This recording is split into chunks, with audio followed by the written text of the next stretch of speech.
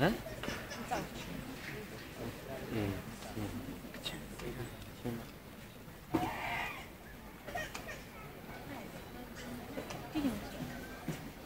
ချင်း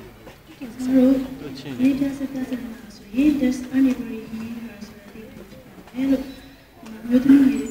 နော်အားလုံးလည်းတိုင်းပါတယ်။နားလည်းတော့နော်သူရဲ့နှလုံးသားရဲ့နားခွေတော့ရှာမတွေ့ပါဘူး။ပြီးတော့ခါကျတော့သူ့နှလုံးသားမှာဝန်ထုတ်ဝင်ပိုးနေပဲဖြစ်ပါတယ်လို့သူရှာဖွေနေတဲ့နှစ်တောင်သူမိဘတွေစီကမရခဲ့ပါဘူး။ဒါပေမဲ့တကယ်ချင်းလေးစီကသူရှာဖွေခဲ့တယ်။ဒါပေမဲ့ဒီတကယ်ချင်းလေးစီကသူညှင်းပယ်မှုတွေပဲသူရခဲ့တာဖြစ်တယ်။နောက်ဆုံးသူ့ရဲ့ချစ်သူစီကိုသူသွားပြီးရှာဖွေခဲ့တာဖြစ်တယ်။ဒါပေမဲ့ချစ်သူရဲ့ဆုံးဖြတ်ချက်ကိုခံခဲ့ရတာဖြစ်တယ်။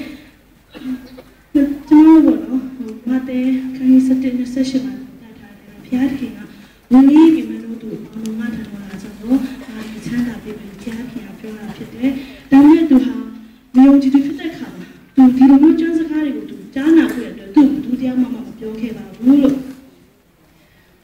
ယောမခန်းကြီး30အရင်စက်ခုနေမှာတော့နော်ယုံကြည်ခြင်းဟာကြားနာခြင်းအဖြစ်ဖြစ်တယ်။ကြားနာခြင်းဟာလည်းဖျားခင်နှုတ်ဘက်တော်အဖြစ်ဖြစ်တယ်ပေါ့နော်။သူဒီလိုကြားနာဖို့ရအတွက်သူစီကိုတည်ကောင်းဖို့ဘယ်သူမှမတည်ဆောင်တာဖြစ်ပါတယ်လို့ဒါကြောင့်မို့သူတက်တာမှာဝန်ထဲမှုတွေပူဆွေးမှုတွေနဲ့အများကြီးကြုံတွေ့နေရတာဖြစ်တယ်